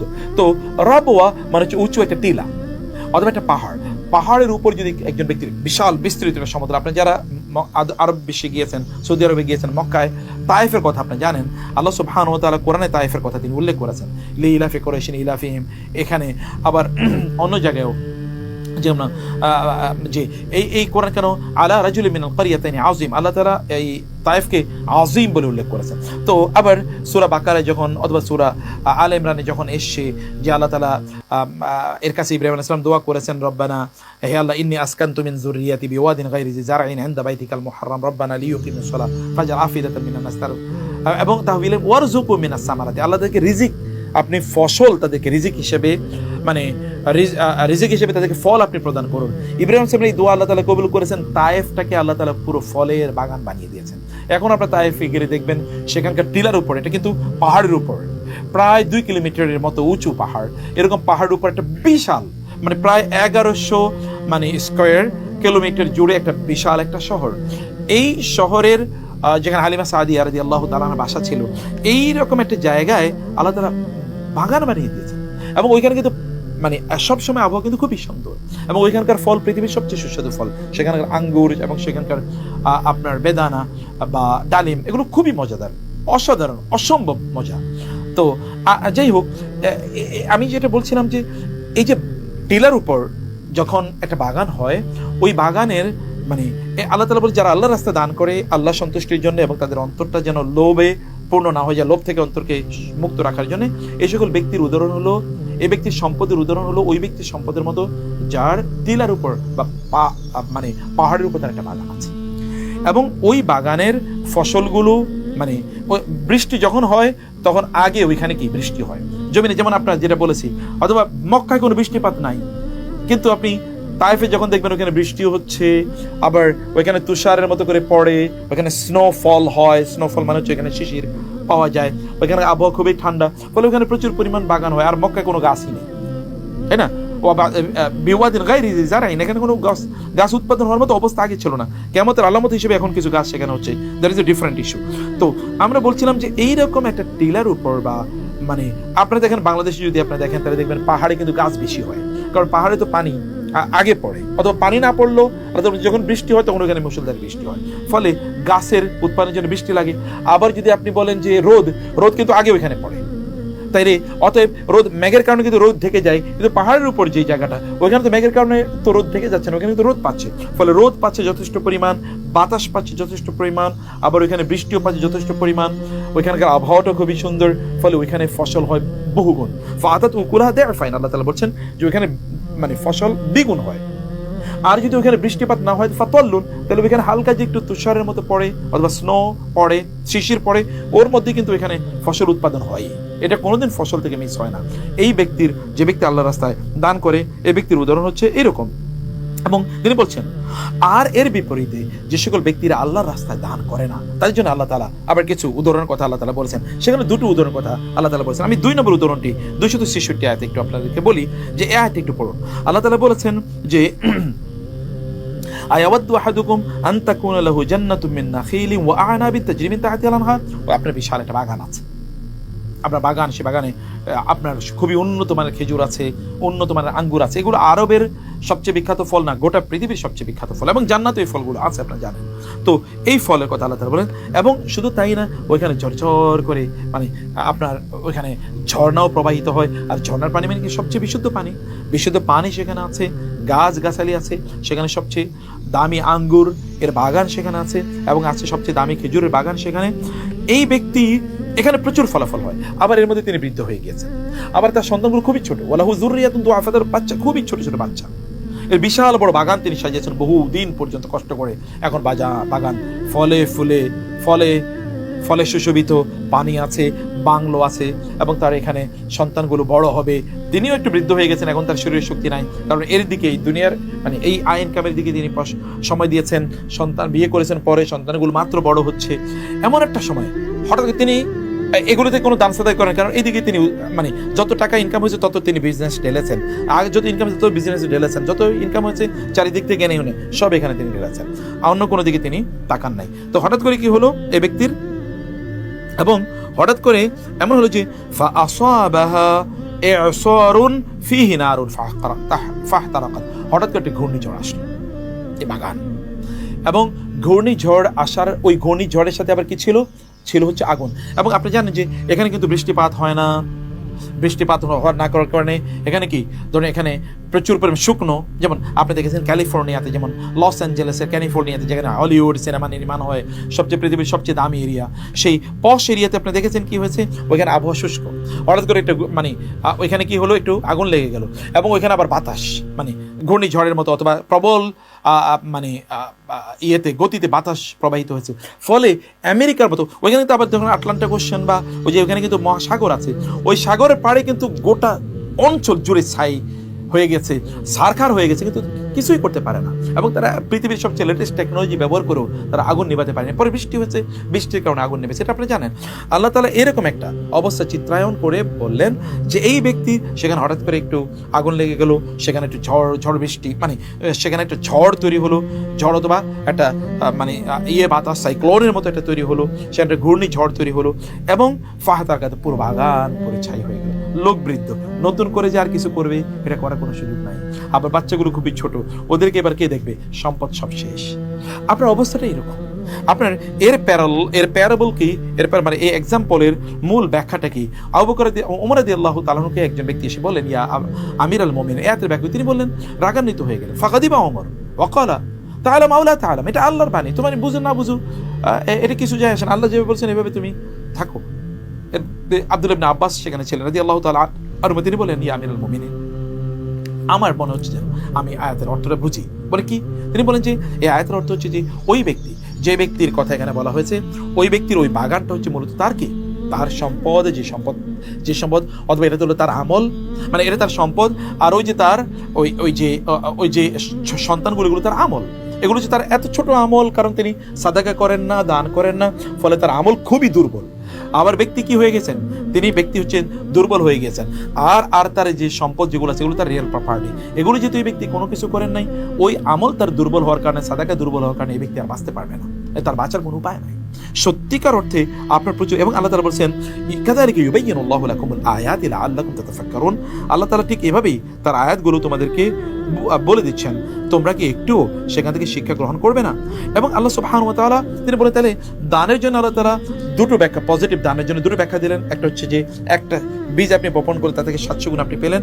আরেকটা হলো আপনার টিলার উপরে বা পাহাড়ের উপর আপনার একটা বাগান, আপনার ওই বাগান কোনোদিন শেষ হবে না, হয় অনেক বেশি ফসল পাবেন অথবা একটু কম ফসল পাবেন, কিন্তু এটা কোনোদিন ক্ষতিগ্রস্ত হবে না। কিন্তু এর বিপরীতে আপনার প্রচুর সম্পদ আছে, যে কোনো সময় এসে আগুন এটাকে জ্বালিয়ে পড়ে দিতে পারে। সূরাতুল কালামে আপনারা পড়ে এসেছেন যে একজন ব্যক্তি, মানে দুই বন্ধুর কথা আল্লাহ তাআলা উল্লেখ করেছেন, দুই বন্ধু, এবং সূরাতুল কাহফে আপনার দুই বন্ধুর কথা এখানে আল্লাহ তাআলা জানিয়ে দিয়েছেন, যে একটা জনপদের, সেখানকার তারা মানে ওই জনপদের এরিয়ার লোকেরা তারা কি করেছে, তারা একটা বাগান, তাদের ছিল প্রচুর পরিমাণ ফসল সেখানে হতো। তারা পরে একদিন বলে যে আমরা আগামীকাল ওই ফসলগুলো আমরা কাটতে, লায়াসরিমুন্নাহা মুসবিহিন ওয়ালা ইয়াস্তাসনুন, এবং তারা বলছে অবশ্যই আগামীকাল আমরা ফসল কাটবো, এবং তারা ইল্লা মাশাআল্লাহ এগুলো তারা বলেন নাই। فطاف عليها طائف من ربك فأصبحت كالصريم فتنادوا مصبحين أن اغدوا على حرثكم إن كنتم صارمين فلما رآها قالوا إنا লাদাল্লুন বাল নাহনু মাহরুমুন। ওইখানে আল্লাহ তাআলা বলেছেন যে তারা সকালবেলা গোপনে, যেন গরিবরা সেখানে না আসে, গরিবরা আসলে গরিবদেরকে কিছু দিতে হবে, এই ঝাপটা তারা নিতে চায় না, এই ঝঞ্ঝাট তারা নিতে চায় না, তারা নিজেরাই সম্পদের মালিক, নিজেরা এগুলো খাবে, নিজেরাই ফুর্তি করবে, এগুলো তারা মনে করে এই সকল ব্যক্তিরা তারা কি করলো, তারা ওইখান থেকে সকালবেলা গিয়ে দেখলো যে সর্বনাশ, আল্লাহর আসমান থেকে একটা ঘূর্ণিঝড় এসে এগুলোকে সব পুড়িয়ে দিয়েছে। এবং তারা ইন্না লাদাল্লুন, হায় সর্বনাশ, শেষ হয়ে গেছে, আমরা মনে ভুল রাস্তায় চলেছি, এটা তো আমাদের বাগান না। আরেকজন না বাল নাহনু মাহরুমুন, আল্লাহ আমাদেরকে বঞ্চিত করেছেন। ক্বালা আওসাতুহুম আলাম আকুল লাকুম লাউলা তুসাব্বিহুন ক্বালু সুবহানা রাব্বিনা ইন্না কুন্না যালিমিন। অর্থাৎ আমি কি বলি না তোমাদেরকে যে তোমরা সুবহানাল্লাহ বলো, আল্লাহর প্রশংসা করো, আল্লাহ তাআলা এর সম্পদ আল্লাহ দিয়েছেন, তার প্রতি কৃতজ্ঞতা আদায় করো, এবং সেই সম্পদকে তোমরা ব্যয় করো, আল্লাহর রাস্তায় তোমরা দান করো, কিন্তু তোমরা তা তো করোনি। এই কারণে আল্লাহ তাআলা তোমাদের এটাকে ধ্বংস করে দিয়েছেন। এখন তারা বলেন যে আল্লাহ আমরা ভুল করেছি, যালিমুন দাল্লুন তাগিন, আমরা পথভ্রষ্ট ছিলাম, আমরা সীমালঙ্ঘন করেছি, এবং আল্লাহকে তারা দোয়া করে, আল্লাহ তুমি আমাদেরকে মাফ করে দাও, আমাদেরকে তুমি সম্পদ বাড়িয়ে দাও। তো ফলে আপনি যদি না দান করেন, না সাদাকা করেন, তাহলে এভাবে আপনার সম্পদ কিন্তু এভাবে ধ্বংস হয়ে যাবে, আপনি কিন্তু এগুলো ধরে রাখতে পারবেন না। আলটিমেটলি এগুলো ধরে রাখার কোনো সুযোগ নাই। আরেক ব্যক্তির কথা আল্লাহ সুবহানাহু ওয়া তাআলা, মানে এদের জন্য আল্লাহ সুবহানাহু ওয়া তাআলা আরেকটি উদাহরণ আল্লাহ তাআলা এদের ব্যাপারে দিলেন। সেই সকল ব্যক্তিরা তারা হলো কি, যে কোন একজন ব্যক্তি, আবার 3 নম্বর উদাহরণ আমরা বলছি। 3 নম্বর উদাহরণ এটা হলো যে যারা দান সাদাকা করে তাদের, আর যারা করে না তাদের। 3 নম্বর উদাহরণ আল্লাহ তাআলা পজিটিভ উদাহরণ বেশি দিয়েছেন। যেমন ধরুন কোন একজন ব্যক্তি মানে দান সাদাকা করে, তাদের জন্য তো আমরা বললাম ওই যে আসমানে, মানে সরি দুইটা উদাহরণ, প্যারালাল দুইটা উদাহরণ কথা আমরা বলেছি। একটা হলো পজিটিভ দানের দুটো উদাহরণ, নেগেটিভ যারা দান করেনি তাদের জন্য দুটো উদাহরণ। ওই ব্যক্তি, যে ব্যক্তি তার সম্পদগুলো দান করে না, তার অবস্থাটা কি? 264 নম্বর আয়াতে ভালো করে পড়বেন। যারা দান সাদাকা করে না, অথবা দান সাদাকা তারা করে এমনি কিছু ভালো কাজে তারা ব্যয় করে, বা তারা কিছু করে, কিন্তু এরপরে মানুষকে কোটা দেয়, অথবা এগুলো তারা, যেমন আধুনিক যুগে আপনি দেখবেন চ্যারিটি ওয়ার্ক করে, বিভিন্ন প্রতিষ্ঠান, বিভিন্ন ব্যক্তি কোথাও একটা কলা দেবে, 3 জনের ছবি তুলছে, আবার এগুলো তারা আবার ফেসবুকে দেবে, আবার ধরেন কেউ কি জাকাত দেবে, এই জন্যে তারা মানুষকে এখানে এনে লাইন ধরে দাঁড়া করায় যে তোমরা আসো জাকাতের টাকা দেওয়া হবে, মাইকিং করে, আবার টেলিভিশনে তারা বিশাল করে প্রকাশ করে আমরা এরকম সাদাকা করছি, এরকম চ্যারিটি করছি, এরকম তারা করে থাকে। এগুলো সব কিছু লোক দেখানোর মতো, লোক দেখানোর জন্য তারা এই সকল কাজগুলো করে। আল্লাহ তাআলা বলেছেন এই সকল ব্যক্তিদের ব্যাপারে তারা বললেন, আল্লাহ বলেন ইয়া আইয়ুহাল্লাযীনা আমানু লা তুবতিলু সাদাকাতুকুম বিল মান্নি ওয়াল আযা কাল্লাযী ইউনফিকু মালাহু রিয়াআন নাস, মানুষকে দেখানোর জন্য যারা দান সাদাকা করে, ওয়ালা ইউমিনু বিল্লাহি ওয়াল ইয়াউমিল আখির ফামাসালুহু কামাসালি সাফওয়ানিন আলাইহি তুরাবুন ফাআসাবাহু ওয়াবিলুন ফাতারাকাহু সালদা লা ইয়াকদিরুনা আলা শাইইন মিম্মা কাসাবু আল্লাহু লা ইয়াহদিল কওমাজ যালিমিন। আল্লাহ সুবহানাহু কওমাল কাফিরিন। আল্লাহ তাআলা বললেন যারা দান সাদাকা করে না, অথবা দান সাদাকা তারা আল্লাহ সন্তুষ্টির জন্য করে না, তারা মানুষকে দেখানোর জন্য, অথবা এটাকে একটা সোশ্যাল এক ধরনের রেসপন্সিবিলিটি বা CSR এর পার্ট হিসেবে তারা করে, কিন্তু আসলে এটা অ্যাডভার্টাইজ, এটাও তাদের এক ধরনের প্রমোশনাল ক্যাম্পেইন ম্যাটেরিয়াল, মানে এটা ক্যাম্পেইন ম্যাটেরিয়ালের মতো করে তারা এটা করে। তারা এগুলো দিয়ে তারা ব্যবসা করবে যে না ওই লোকগুলো খুবই ভালো, তারা সাদাকা করে, তারা দান করে, এ তাদের ব্যবসা অনেক বাড়বে, মানুষের তাদের প্রতি আস্থা বাড়বে ইত্যকার জিনিসগুলো মূলত তাদের উদ্দেশ্য। এই সকল ব্যক্তিদের জন্য আল্লাহ তাআলা বলেন এর উদাহরণ হলো একটা পাথরের মতো। ভালো করে শুনুন, একটা মসৃণ পাথর। মসৃণ পাথর কোথাও পড়ে আছে, এটা আপনার বাসার আঙ্গিনায় পড়ে থাকতে পারে, আপনার স্কুল কলেজ ইউনিভার্সিটি মাদ্রাসার মাঠে পড়ে থাকতে পারে, মসজিদের পাশে কোথাও দেখবেন, রাস্তার ধারে দেখবেন কোথাও একটা পাথর পড়ে আছে দীর্ঘদিন পর্যন্ত। ওই পাথরের উপর বাতাস এসে, বাতাসের কারণে একটু ধুলাবালি, একটু হালকা বালি এসে বা মাটির একটা প্রলেপ ওইখানে তৈরি হয়ে যায়। মাটির প্রলেপ যখন তৈরি হয় তখন ওই দেখবেন ছোট ছোট দুর্বাঘাস বা এরকম ছোট ছোট পিচ্ছি এক ধরনের গাছ ওইখানে তৈরি হয়, ছোট এরকম একেবারে লিকলিকে কিছু গাছ ওইখানে জন্ম দেবে। দেখবেন আপনি এটা মানে বর্ষাকালে এরকম দেখতে পাবেন যে ওই পাথরকে কেন্দ্র করে কিছু পাথরের উপর যে ধুলাবালি আটকিয়েছে না, ওই ধুলাবালির উপর এরকম কিছু হালকা হালকা গাছ তৈরি হয়েছে, বড় কোনো গাছ না, ছোট হালকা গাছ। এর কিন্তু হঠাৎ করে একটা মুষলধারে বৃষ্টি যখন হবে, আপনি পরের দিন গিয়ে দেখবেন ওই মুষলধারে বৃষ্টির কারণে ওই গাছের উপর যে হালকা মানে ওই পাথরের উপর যে একটু বালির প্রলেপ পড়ার কারণে, মাটির প্রলেপ পড়ার কারণে যে কিছু গাছ তৈরি হচ্ছে, ওগুলো সব ধুয়ে মুছে সাফ হয়ে গেছে।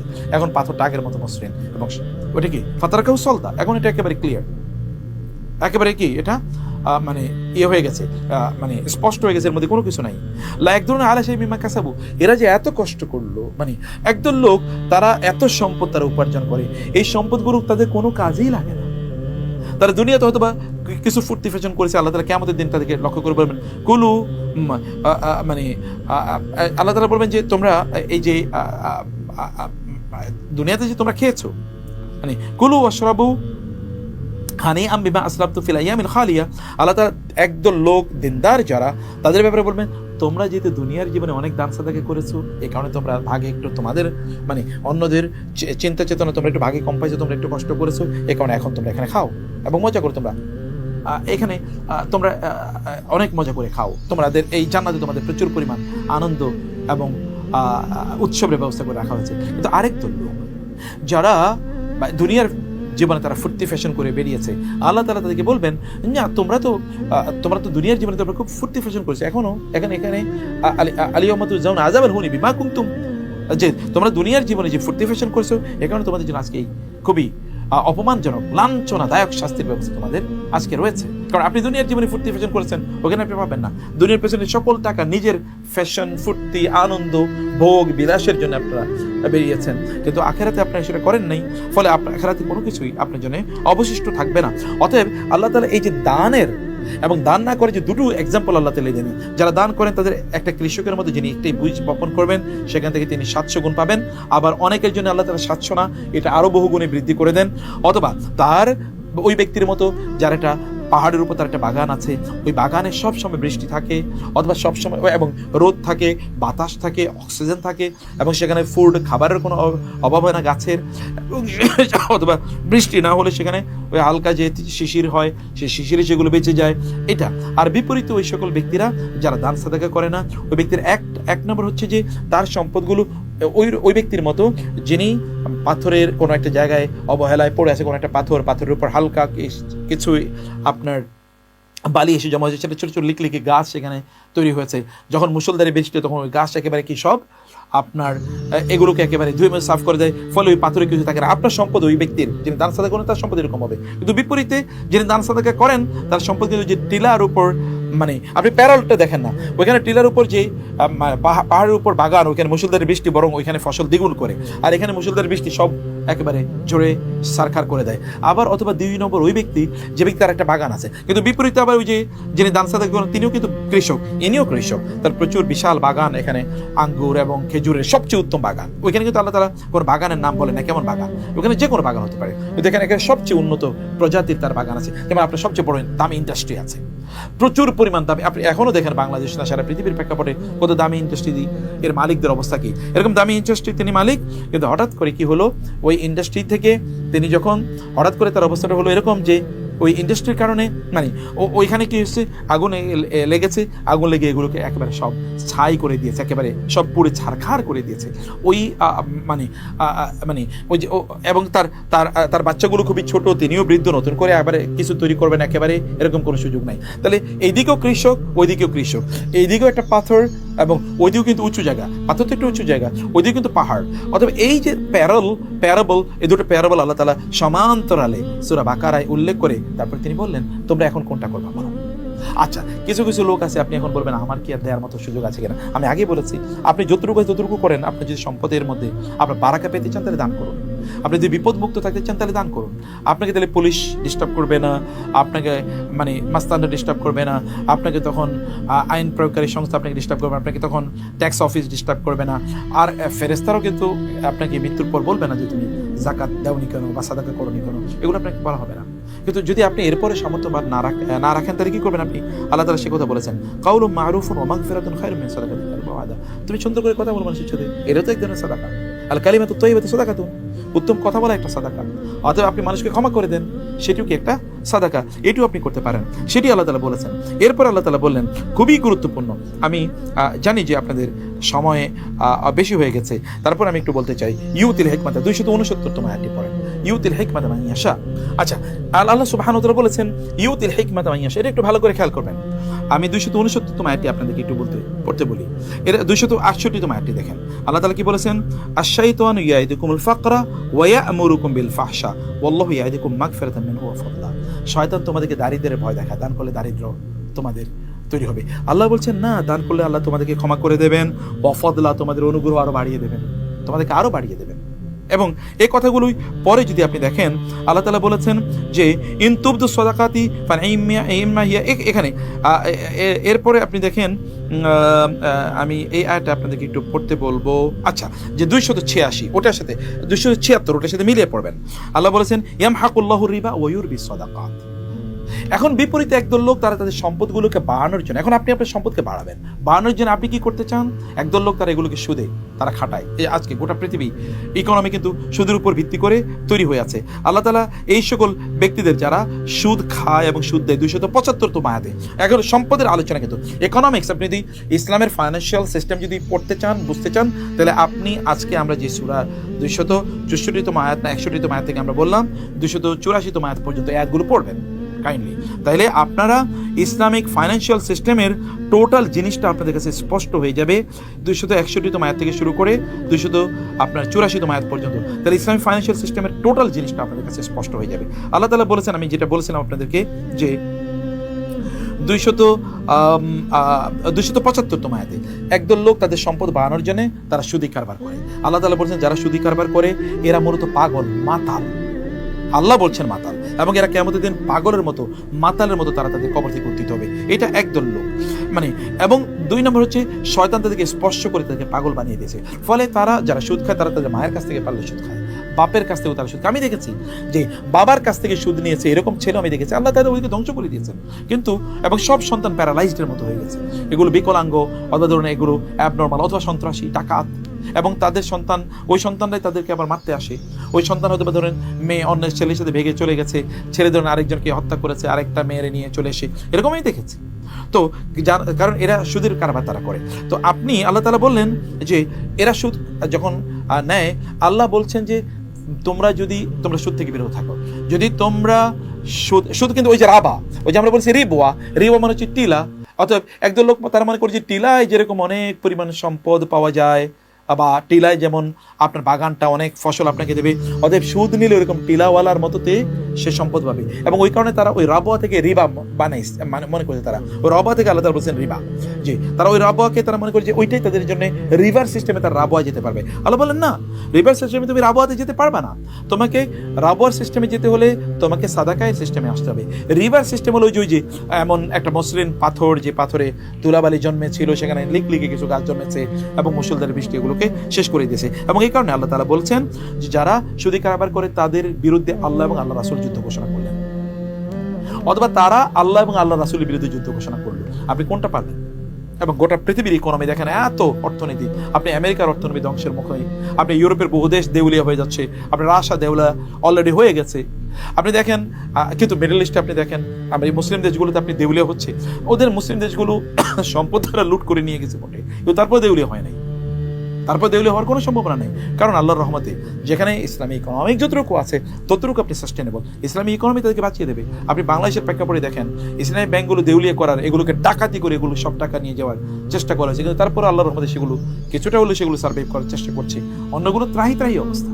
আল্লাহ তাআলা যেখানে ইসলাম থাকবে সেখানে তো বারাকা থাকবে, যেখানে দিন থাকবে সেখানে বারাকা থাকবে, যেখানে সাদাকা থাকবে সেখানে বারাকা থাকবেই। আল্লাহ তাআলা বলছেন 276 আয়াতে, ইয়ামহাকুল্লাহুর রিবা ওয়া ইউরবিস সাদাকাত।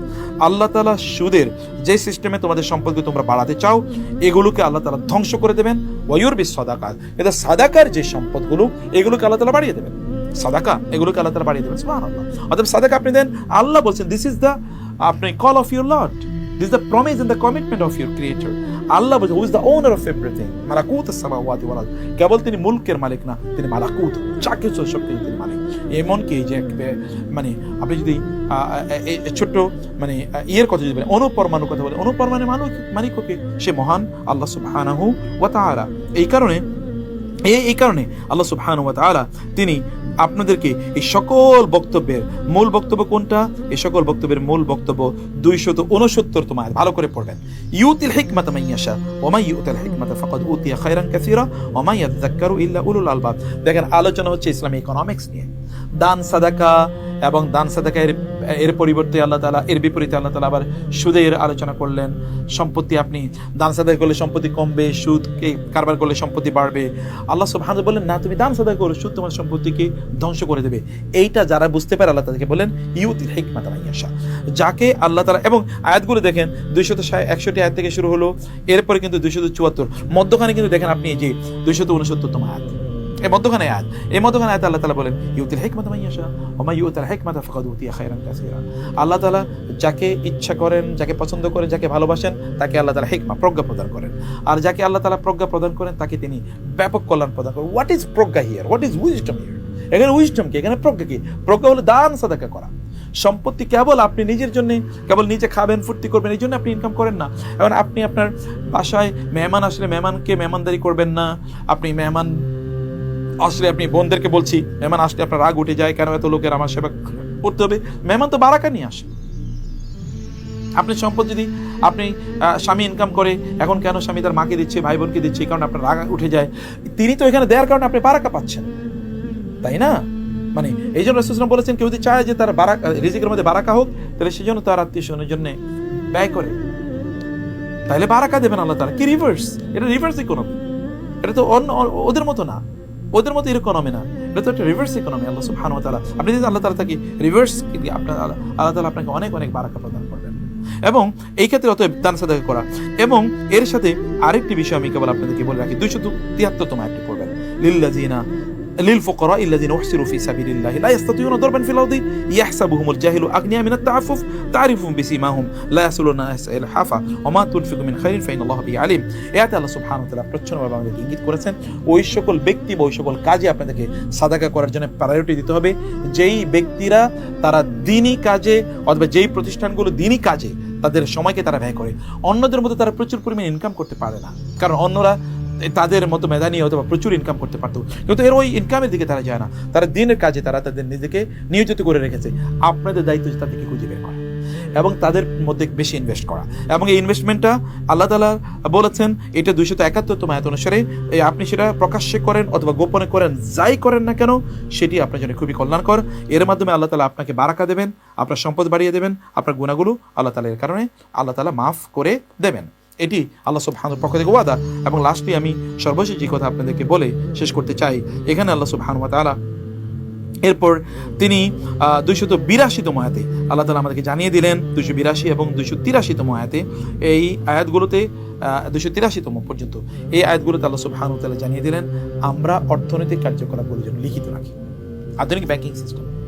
এই আয়াতে আল্লাহ তাআলা ব্যাংকিং এর কথাও বলে দিয়েছেন, অ্যাকাউন্টিং এর কথা আল্লাহ তাআলা বলে দিয়েছেন। অ্যাকাউন্টিং, ব্যাংকিংটা তো একটা অ্যাকাউন্টিং এর একটা কাজ, এবং এই জন্য ব্যাংকিং এন্ড অ্যাকাউন্টিং মানে ফাইন্যান্স এন্ড অ্যাকাউন্টিং এই ডিপার্টমেন্টগুলো কিন্তু পৃথিবীতে মানে ইউনিভার্সিটিগুলোতে একসাথে পড়ানো হতো আগে, এখন যদি আলাদা আলাদা পড়ানো হয়, কিন্তু ফাইন্যান্স এন্ড অ্যাকাউন্টিং মানে এটা কিন্তু একসাথে পড়ানো হতো, কারণ এবং ফাইন্যান্স মানে ব্যাংক, আপনারা বুঝতেই পারছেন। তো এটা ফাইন্যান্স এন্ড অ্যাকাউন্টিং এর কথা কিন্তু এই দুটো আয়াতে আল্লাহ তাআলা বলে দিয়েছেন, 82 এবং 83, ব্যাস ওটা ইকোনমিক সলিউশন ইসলামিক সূরা বাকারার কয়েকটা আয়াত। আমরা আজকে লাস্ট যে কথা বলে আপনাদেরকে শেষ করতে চাই, প্রিয় ভাইরা এবং বোনেরা, যারা অনলাইন আর অফলাইন আমাদের সাথে জয়েন করেছেন সবাই, এখানে আপনারা অনলাইন অফলাইনে বহু জয়েন করেছেন আলহামদুলিল্লাহ, সবাইকে আমরা বলবো যে আপনারা রামাদানটাকে দানের আলোয় উদ্ভাসিত করুন। এবার রামাদানটাকে দানের রামাদানে পরিণত করুন, দান করুন, চতুর্দশ দান করুন, আপনার একটু উদরপূর্তি কম করে একটু দান করুন। ওমা তুকাদ্দিমু লিআনফুসিকুম মিন খাইরিন তাজিদুহু ইনদাল্লাহ। তুমি যা ভালো, কোরআনে কিন্তু খায়ের মানে হচ্ছে দান, মানে অর্থ, কোরআনে খায়ের মানে হচ্ছে অর্থ, যেখানে আপনি দেখবেন খায়ের সেখানে কিন্তু অর্থ এর কথা আছে। তো আপনি যে যতটুকুই মানে দান সাদাকা করবেন, আপনি কেমন দিন আপনার চারপাশে গিয়ে সেগুলো পাবেন, দেখতে পাবেন, অথবা এটা ইনভেস্টমেন্ট, এটা সত্যিকার ইনভেস্টমেন্ট। দুনিয়ার জন্য ইনভেস্টমেন্ট আল্লাহ তাআলা এখানে দেবেনি, কিন্তু আখিরাতে আপনি একই জিনিস পাবেন। এটা পৃথিবীতে কোথায় আছে? আপনি কোনো কিছু টাকা দিয়ে আপনি কিনলেন, কেনার পরে ওইটাও আপনি এনজয় করলেন, আবার টাকাও আপনার ব্যাংকে রয়ে গেল, এবং ওইটি কিন্তু আপনার ফুলছে। এবং রাসূল সাল্লাল্লাহু আলাইহি ওয়াসাল্লাম তো বলেছেন, যদি সাদাকা করে আল্লাহ তাআলা তার ডান হাতে সেটাকে গ্রহণ করেন, এবং এটাকে তিনি মানে পরিচর্যা করতে থাকেন। যেমনিভাবে একজন রাখাল, তিনি তার ওটের বাচ্চা খুবই সেন্সিটিভ হয়, ওটের বাচ্চাকে লালন করেন, কারণ অনেক দামি। ওট যদি একটা শি ক্যামেল হয়, অর্থাৎ একটা নারী উট হয়, তার থেকে আরো বাচ্চা হবে, বিশাল ইস্যু। এবং আমাদের যদি গাভী হয় তাহলে কি পরিমাণ দাম হতে পারে চিন্তা করে দেখেন। এইরকম আল্লাহ তাআলা এটাকে লালন পালন করেন, এবং হাত্তা এখন মিসুল জাবাল, এটা পাহাড়ের চেয়ে অনেক বড় হয়ে যাবে, আপনার এটা পাহাড়ের চেয়ে বিশাল বড় হয়ে যাবে, এবং আল্লাহ তাআলা এগুলোকে আপনাকে ফেরত দেবেন কিয়ামতের দিন। আল্লাহ সুবহানাহু ওয়া তাআলার জন্য আমরা যেন অনেক অনেক বেশি দান সাদাকা করতে পারি, সেই তৌফিক আল্লাহ তাআলা আমাদেরকে দান করুন, এবং দান সাদাকায় যেন আমাদের গোটা রমাদান এবার উদ্ভাসিত হয়। প্লিজ প্লিজ দান করুন, আর দানের ক্ষেত্রে আপনার প্রাধান্য দেন যে কাজগুলো যেগুলো মুতাআদ্দি হবে, লাজিম না, মুতাআদ্দি মানে যে কাজগুলো, যে দানগুলো দীর্ঘদিন পর্যন্ত মানুষের কাজে লাগবে, আলোকিত করবে মানুষকে। প্রায়োরিটি দেন লিল ফুকারা ওয়াল ফকিরদেরকে, ওয়াল মাসাকিন, এবং আপনি প্রায়োরিটি দেন ওয়াফি দীনিল্লাহ, আল্লাহ সুবহানাহু ওয়া তাআলা দ্বীনি কাজে আপনার প্রায়োরিটি প্রদান করুন। দ্বীনি সংগঠনগুলোকে আপনারা আপনার প্রায়োরিটি তালিকা নিয়ে আসতে পারেন। অফকোর্স আপনারা দেখে শুনে করবেন, সেটি আমরা আল্লাহ সুবহানাহু ওয়া তাআলার কাছে ফরিয়াদ জানাই। আল্লাহ তাআলা যেন এবারে রমাদানকে আমাদের দানে উদ্ভাসিত রমাদানে বা সাদাকায় উদ্ভাসিত রমাদানে পরিণত করেন, সেই তৌফিক আল্লাহ তাআলার কাছে কামনা করে আজকে আমি এখানে শেষ করছি। অনেকক্ষণ আপনাদেরকে ধৈর্য ধরে কথা শোনানোর জন্য অপেক্ষা রেখেছি, এই কারণে আপনাদেরকে আল্লাহ উত্তম পরিণাম দান করুন, আর আমাদের এই কথাগুলো আল্লাহ তাআলা কবুল করুন। আল্লাহ আমরা যা বলেছি এর মধ্যে উত্তম কথাগুলো আমাদের নিজেদের আমল করতে তৌফিক দান করুন, আমাদের চেয়ে বেশি যেন অন্য কেউ আমল না করে, আমরা যেন সবার চেয়ে বেশি আমল করতে পারি, এবং অন্যরা যেন আমার ক্ষেত্রে ভালো কাজে প্রতিযোগিতায় নেমে যায়, সেভাবে আমাদের তোমার কিতাবকে ভালো করে অধ্যয়ন করে তৌফিক দিও, এবং তোমার কিতাবের সাথে আমাদের গোটা জীবনকে লাগিয়ে দিও, তোমার কিতাবকে গভীরভাবে উপলব্ধি করার এবং তোমার কিতাব গভীরভাবে বোঝার তৌফিক আমাদের দান করো। আল্লাহ আমাদের শরীরকে তুমি সুস্থ দান করো, সকল বিপদ থেকে আমাদের মুক্ত করো, আমাদের পরিবারগুলোকে তুমি যত সম্পদ দিয়ে তুমি স্বাবলম্বী করে দেওয়া, আমাদের অর্থনৈতিক অভাব দূর করে দেওয়া, আমাদের ঋণগুলো আমাদেরকে এতটুকু অর্থ প্রদান করো যতটুকু কারণে কারো কাছে আমাদেরকে হাত পাততে হবে, সম্মান নিয়ে যেন আসতে পারি, তোমার দিনের জন্য আমরা যেন কাজ করতে পারি, অর্থ দিয়ে, সম্পদ দিয়ে, শরীর দিয়ে, সময় দিয়ে এবং জ্ঞান প্রজ্ঞা দিয়ে, সেই তৌফিক তুমি আমাকে দিয়ে পারো। আল্লাহ আমাদের সকল শিক্ষার্থীদেরকে তুমি কবুল করে নাও। আল্লাহ আমাদের দেশের উপর তোমার রহমতের দৃষ্টি দাও আল্লাহ। এখানে শকুনের সকল ধরনের যেই চোখ আছে সেগুলোকে আল্লাহ তুমি আমাদের থেকে দূরে সরিয়ে দাও আল্লাহ। সকল চক্রান্ত এবং ষড়যন্ত্র তুমি আমাদের রক্ষা করো আল্লাহ। আল্লাহ মুসলিম বিশ্বে তুমি প্রচুর সম্পদ দিয়েছ, শুধু যাদের হাতে সম্পদ আছে তাদেরকে তুমি দিনের জন্য এবং মানুষের কল্যাণে সম্পদ ব্যয় করতে পারে সেই মানসিকতা মনোবৃত্তি তাদেরকে দান করো আল্লাহ। আল্লাহ তুমি আমাদের অন্তরগুলো এখলাস দিয়ে পূর্ণ করে দাও, আমাদের আমলগুলো তোমার ভালোবাসা দিয়ে পূর্ণ করে দাও, আমাদের সবগুলো কাজের মধ্যে তুমি বারাকা দান করো আল্লাহ। আমাদেরকে তুমি প্রজ্ঞা দিয়ে পূর্ণ করে দাও। আল্লাহুম্মা আতি নুফুসানা তাকওয়াহা ওয়া যাক্কিহা আনতা খায়রু মান যাক্কাহা আনতা ওয়ালিয়ুহা মাওলাহা। দিনী প্রতিষ্ঠানগুলোকে তুমি রক্ষা করো আল্লাহ। দিনী প্রতিষ্ঠানে তুমি যোগ্য কিছু মানুষের ব্যবস্থা করে দাও আল্লাহ। দিনদারদেরকে তুমি যোগ্য করে দাও, পরিচারকদেরকে তুমি যোগ্য করে দাও, এবং যে সেখানে যারা কাজ করে তাদেরকে তুমি যোগ্য করে দাও আল্লাহ। প্রত্যেকের অন্তরে ইখলাস তৈরি করে দাও। আমাদের সমস্যা এবং সংকটগুলো তুমি তুমি তুমি সব সমাধান করে দাও আল্লাহ। আমাদের সকল সমস্যা এবং সংকটগুলো সমাধান করে দাও। আমাদের যা দিয়েছো তার প্রতি তুমি আমাদেরকে সন্তুষ্ট রাখো এবং আমাদেরকে তার প্রতি তুমি বারাকা দিয়ে পূর্ণ করে দাও আল্লাহ, বারাকা দিয়ে পূর্ণ করে দাও আল্লাহ। আমাদের সকল শিক্ষার্থীদেরকে তুমি কবুল করে নাও আল্লাহ। যারা কোরআন বুঝতে চায় তাদের তৌফিক বাড়িয়ে দাও, যারা কোরআন শিখতে চায় তাদের তৌফিক বাড়িয়ে দাও। কোরআনকে আমাদের সংবিধান হিসেবে গ্রহণ করার তৌফিক দিও। আল্লাহুম্মা জাআলিল কোরআন রাবিয়া কুলুবিনা ওয়া নূরা সুদুরিনা ওয়া জালা আহজানিনা ওয়া যাহাবা হুমুমিনা। হে আল্লাহ, যারা আল্লাহ আমাদেরকে তুমি পরিশুদ্ধতা, অন্তরের পরিশুদ্ধতা দান করো আল্লাহ। আল্লাহ হিংসুকের হিংসা থেকে তুমি আমাদেরকে রক্ষা করো আল্লাহ। অপবাদ দানকারীদের অপবাদ থেকে তুমি আমাদেরকে রক্ষা করো। আমাদের চরিত্রকে তুমি সংশোধন করে দাও। উত্তম চরিত্রের মালিক হওয়ার তৌফিক দান করো আল্লাহ। আমাদেরকে আমানতদার হওয়ার তৌফিক দান করো। আমাদের সকল কাজ নিষ্ঠার সাথে করতে পারি সেই তৌফিক দান করো। আমাদের পরিবারগুলোকে কবুল করে নিও। রব্বানা হাব লানা মিন আজওয়াজিনা ওয়া যুররিয়াতিনা কুররাতা আয়ুন ওয়াজআলনা লিল মুত্তাকিনা ইমামা। হাযা ওয়া সাল্লাল্লাহু সুবহানাহু ওয়া তাআলা নাবিয়িনা মুহাম্মদ ওয়া আলিহি ওয়া সাহবিহি আজমাইন। সুবহানাকাল্লাহুম্মা ওয়া বিহামদিক আশহাদু আল্লা ইলাহা ইল্লা আনতা আস্তাগফিরুকা ওয়া আতুবু ইলাইক। ওয়াসসালামু আলাইকুম ওয়া রাহমাতুল্লাহি ওয়া বারাকাতুহু।